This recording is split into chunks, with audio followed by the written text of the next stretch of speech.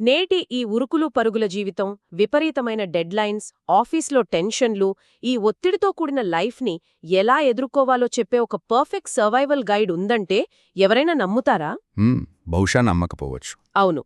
పైగా అది 2500 ఏళ్ల క్రితం ఎక్కడో అడవుల్లో ఉండే సన్యాసుల కోసం రాయబడింది అని ఎవరైనా చెప్తే అసలు నమ్మరు. దానికి మన మోడర్న్ లైఫ్కి సంబంధమేంటి అనిపిస్తుంది కదా. ఎగ్జాక్ట్లీ. కాని నిజానికి ఆ ప్రాచీన జ్ఞానమే నేటి గందరగోళానికి అసలైన మందు. అంటే సాధారణంగా మనకేదైనా భౌతికమైన జబ్బు చేస్తే వెంటనే ల్యాబ్కి వెళ్ళి ఎక్స్రే తీస్తాం. సమస్య ఎక్కడుందో డాక్టర్ స్పష్టంగా చూపిస్తారు. కాని మనసు విషయానికొచ్చేసరికి రోజూ మనం ఎదుర్కొనే ఒత్తిళ్లు, ఆందోళన వీటన్నిటినీ స్కాన్ చేయడానికి ఏ మిషన్ పనిచేయదు కదా. కరెక్ట్. అందుకే ఈరోజు మనం ఒక అత్యంత ప్రాచీనమైన కానీ సైకలాజికల్గా ఎంతో అడ్వాన్స్డ్ అయిన ఒక మూలాన్ని ఈ లోతైన విశ్లేషణలో పరిశీలించబోతున్నాం. వావ్, వినడానికే చాలా ఇంట్రెస్టింగ్గా ఉంది. మరి ఆ మూలనేంటో చెప్పండి. ఇది బౌద్ధధర్మ గ్రంథమైన ధమ్మపదంలోని 25వ అధ్యాయం. దీని పేరు భిక్కువగ్గ, అంటే సన్యాసి అని అర్థం. మనం ఆచార్య బుద్ధరక్షిత, భిక్కు బోధి, అలాగే ఎస్ రాధాకృష్ణన్ గారి ఆంగ్ల అనువాడాలు, పరిచయ వ్యాసాల ఆధారంగా దీన్ని విశ్లేషించబోతున్నాం. ఒక్క నిమిషం, ఇక్కడే ఒక పెద్ద సందేహం వస్తోంది నాకు. సన్యాసి అనగానే సమాజాన్ని వదిలేసి కాషాయ బట్టలు కట్టుకుని ఎక్కడో హిమాలయాల్లో కూర్చునేవాళ్ల గురించి కదా ఈ అధ్యాయం చెప్తోంది. చాలామంది అలాగే అనుకుంటారు. మరి ఉదయం లేస్తే లోకల్ ట్రైన్ పట్టుకుని ఆఫీస్కి పరిగెత్తే సామాన్యులకు, నిరంతరం ఈ డిజిటల్ ప్రపంచంలో బతికే మనకు ఈ సన్యాసుల మాన్యువల్ ఎలా ఉపయోగపడుతుంది? ఆ పదానికున్న మోసపద్ధతిని పక్కన పెడితే అసలు విషయం అర్థమవుతుందండి. ధమ్మపదం సన్యాసి అనే పదాన్ని భౌతిక రూపం నుండి మానసిక స్థితికి పునర్నిర్వచించింది. మానసిక స్థితికి అంటారా? అంటే బట్టలతో సంబంధం లేదా? అస్సలు లేదు.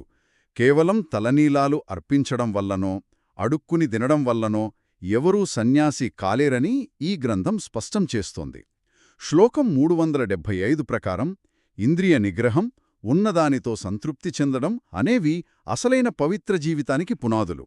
ఓహో, అంటే మనం వేసుకునే బట్టల్లో కాదు, మనసును ఎలా అదుపులో పెట్టుకుంటున్నామనే దానిపై ఫోకస్ చేయమంటుందన్నమాట. అవునవును.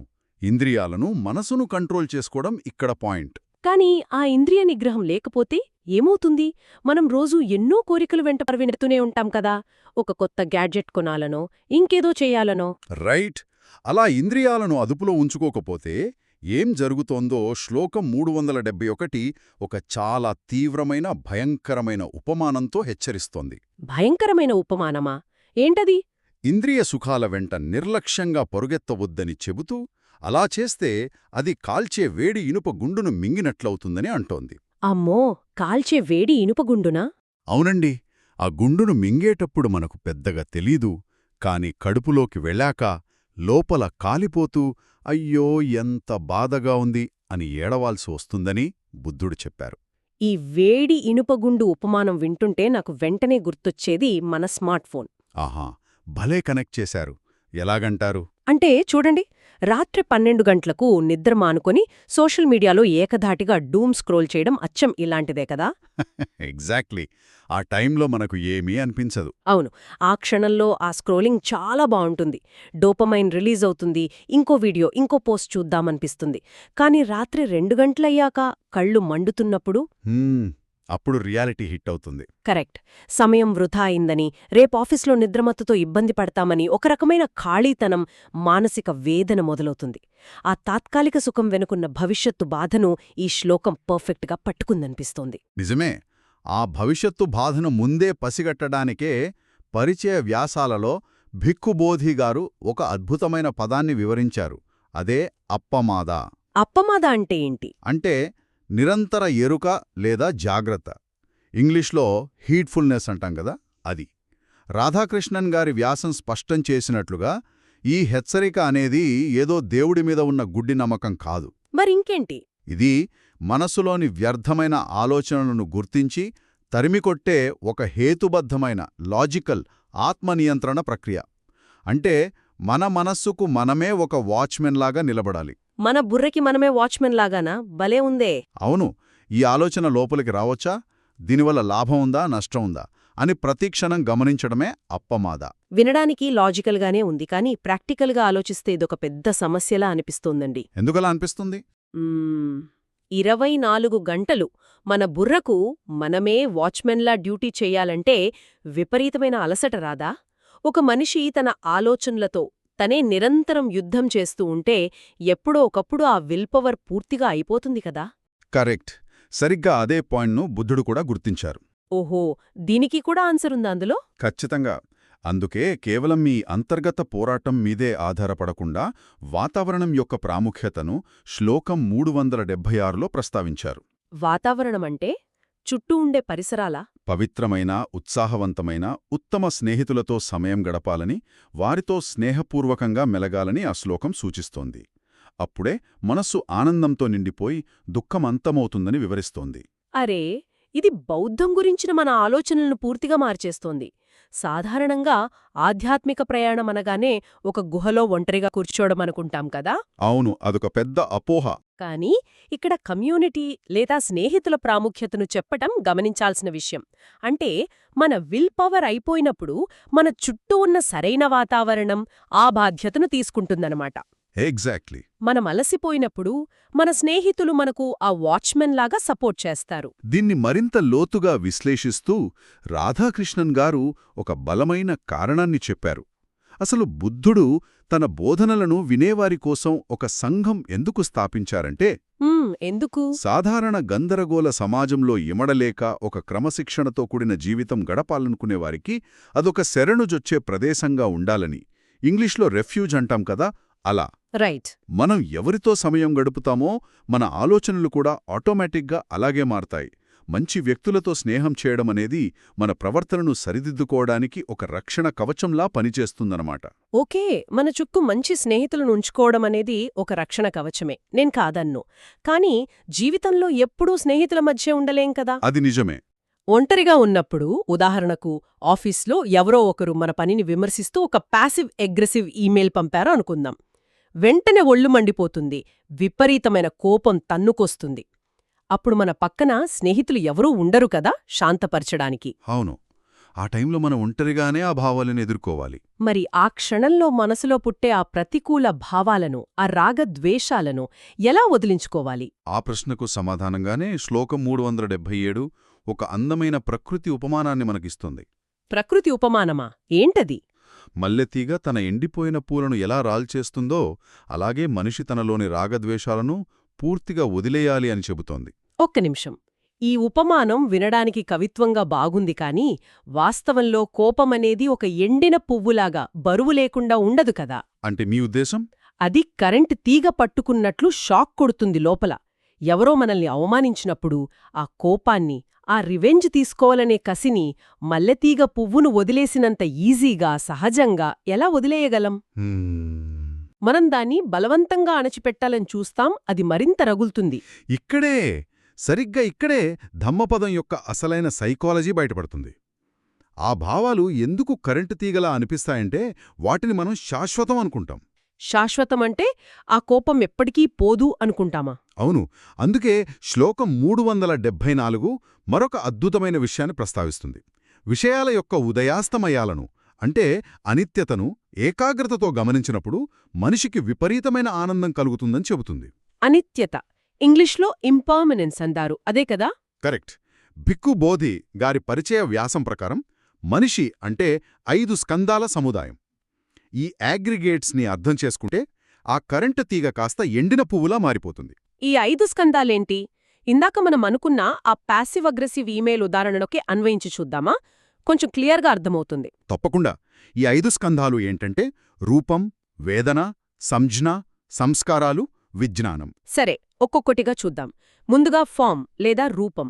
మీరు ఆ ఈమెయిల్ చూడగానే ముందుగా ఫోన్ స్క్రీన్ మీద అక్షరాలను కళ్ళు చూస్తాయి. ఇది భౌతికమైన రూపం. ఓకే, కళ్లతో చూడటం రూపం.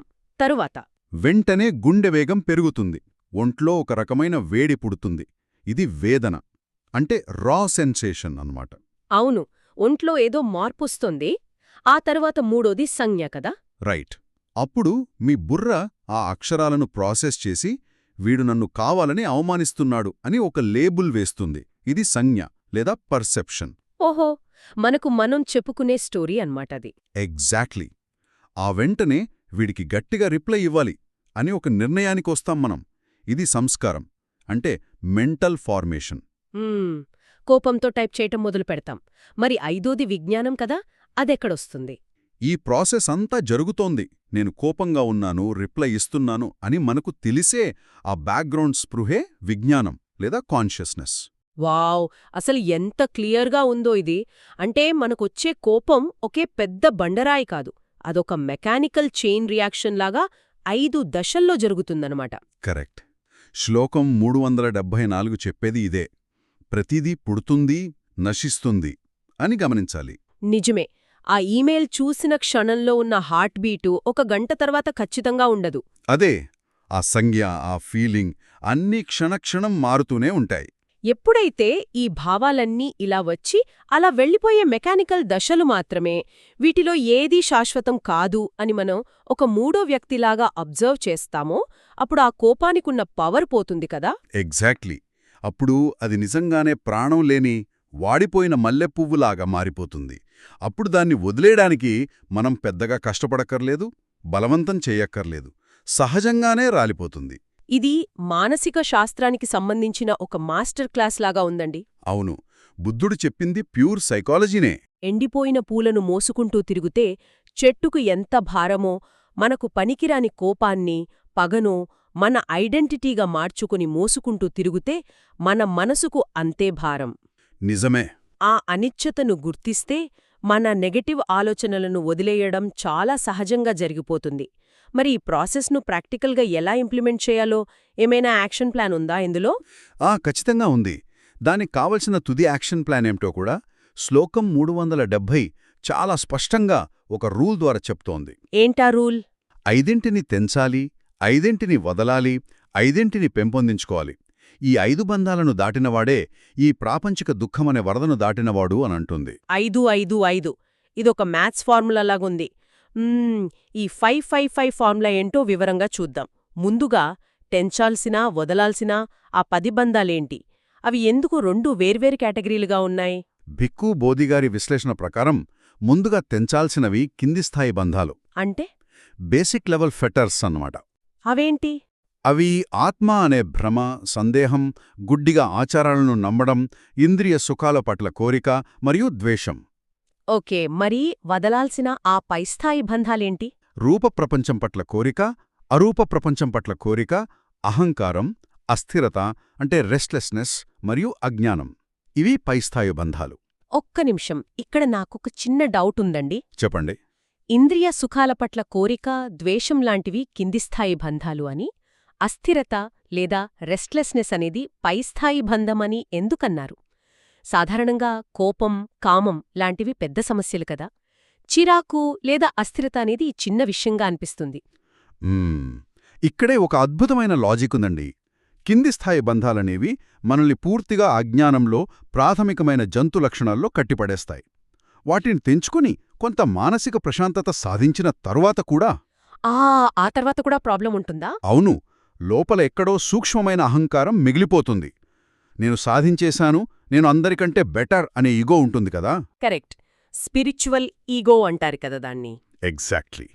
అలాగే ఎలాంటి భౌతిక కోరికలు లేకపోయినా మనస్సు ఎప్పుడూ ఒకే చోట నిలకడగా ఉండలేక సూక్ష్మంగా కదులుతూనే ఉంటుంది. అదే ఆ అస్థిరత. ఆ పైస్థాయి బంధాలను కూడా పూర్తిగా వదిలేసినప్పుడే సంపూర్ణ స్వేచ్ఛ వస్తుంది. అర్థమైంది. మరి ఈ బంధాలను కత్తిరించడానికి మనం పెంపొందించుకోవాల్సిన ఆ 5 పాజిటివ్ లక్షణాలేమిటి? అవి 5 ఆధ్యాత్మిక శక్తులు. 1 శ్రద్ధ అంటే నమ్మకం, 2 వీర్యం అంటే కృషి లేదా ఎఫర్ట్, 3 స్మృతి అంటే ఎరుక లేదా మైండ్ఫుల్నెస్. Okay, mindfulness. మిగతా 2? 4 సమాధి అంటే ఏకాగ్రత, మరియు 5 ప్రజ్ఞ అంటే వివేకం లేదా జ్ఞానం. ఎవరైతే ఈ 5 లక్షణాలను పెంచుకుంటారో వారు ఆ దుఃఖం అనే వరదను దాటగలరు అని శ్లోకం చెబుతోంది. ఈ ఫార్ములా అంత చూస్తుంటే ఇందులో ఎలాంటి మాయాజాలం కాని, దేవుడొచ్చి కాపాడతాడు అని నమ్మకాలు కాని లేవు కదా. అంతా ప్రాక్టికల్గా ఉంది. అవును, ఎస్. రాధాకృష్ణన్ గారు తమ వ్యాసంలో ఈ విషయాన్ని స్పష్టంగా చెప్పారు. బుద్ధుడి పద్ధతి అంతా ఒక వైద్యుడు రోగానికి చికిత్స చేసినట్లుగా ఉంటుందని ఆయన వివరించారు. వైద్యుడికి చికిత్సలాగానా? అవునండి. ఆ రోజుల్లో చాలామంది తత్వవేత్తలు ఆత్మ అంటే ఏంటి, విశ్వం ఎక్కడ్నుంచొచ్చింది లాంటి ఊహాజనిత ప్రశ్నల మీద గంటలు గంటలు వాదించుకునేవారు. కాని బుద్ధుడు వాటి జోలికస్సలు వెళ్లలేదు. ప్రాక్టికల్ సమస్యల మీద ఫోకస్ చేశారన్నమాట. అవును. ఒక మనిషికి బాణం గుచ్చుకుని రక్తం కారుతుంటే ఆ బాణం ఎవడు వేశాడు, ఏ చెక్కతో చేశారు అని రీసెర్చ్ చేయకూడదు కదా. ఖచ్చితంగా చేయకూడదు. ముందు ఆ బాణాన్ని పీకేసి మందు రాయాలి. రైట్. ఇక్కడ వైద్యుళ్లాగా బుద్ధుడు ముందు వ్యాధి అంటే దుఃఖం ఏంటో డయాగ్నోస్ చేశారు. దానికి కారణమేంటి అంటే ఆ బంధాలోని కనుక్కున్నారు. ఆ వ్యాధిని ఎలా కత్తిరించాలో చెప్పారు. అద్భుతం!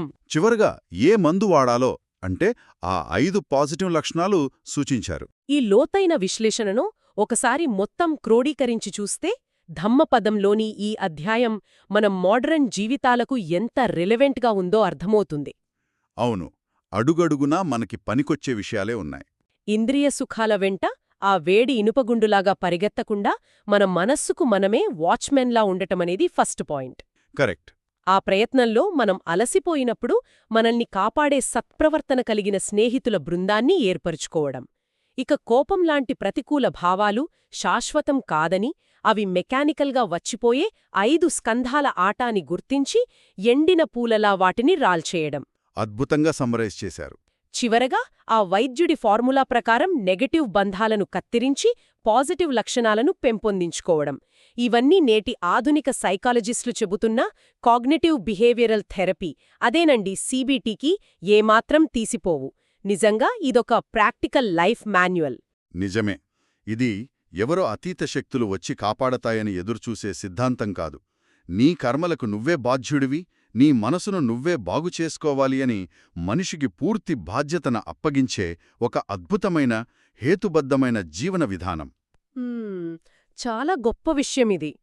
ముగించే ముందు ఈ మూల గ్రంథాల పరిచయంలో ఉన్న ఒక వాక్యం గురించి మనం ఆలోచించాలి అనిపిస్తోంది. ఏ వాక్యమది? మన భవిష్యత్తును నిర్మిస్తోంది అని అందులో ఉంది. దాన్ని బట్టి చూస్తే ఈరోజు మనం ఫీల్ అవుతున్న ఈ విపరీతమైన ఒత్తిళ్లు, ఆఫీస్ టెన్షన్లు, భయాలు ఇవన్నీ నిజంగా బయట ప్రపంచం మనమీద రుద్దుతున్నవి కావేమో కదా. అంటే మనమే క్రియేట్ చేసుకుంటున్నామంటారా? అవునండి. అవన్నీ కేవలం మనం ఇంకా రాల్చేయడానికి ఇష్టపడకుండా గట్టిగా పట్టుకుని వేలాడుతున్న ఆ ఎండిపోయిన మల్లెపూలు మాత్రమేనేమో. ఇది ప్రతి ఒక్కరూ తమని తాము వేసుకోవాల్సిన చాలా ముఖ్యమైన ప్రశ్న. ఆ వాడిపోయిన పూలను మన అస్తిత్వంలో భాగమని భ్రమపడుతున్నామా అని చెక్ చేసుకోవాలి. ఖచ్చితంగా. వాటిని మన ఐడెంటిటీలో భాగమని భ్రమపడకుండా కేవలం ఆకాశంలో గడిచిపోయే మేఘాలుగా మనం చూడగలిగితే, ఈ క్షణమే ఆ వేడి ఇనుపగుండును కింద పడేయగలిగితే మన వాస్తవిక ప్రపంచం ఎలా మారిపోతుందో ఒక్కసారి ఊహించండి. అద్భుతంగా మారిపోతుంది. మన మనసులో ఎండిపోయి అత్తుకుపోయిన ఆ పూలు ఏంటో మనకు మనం ప్రశ్నించుకుందాం. ఆ పూలు రాలినప్పుడే కొత్త చిగురులకు అవకాశముంటుంది. ఆలోచించండి. మరో ఆసక్తికరమైన అంశంతో మళ్ళీ కలుద్దాం.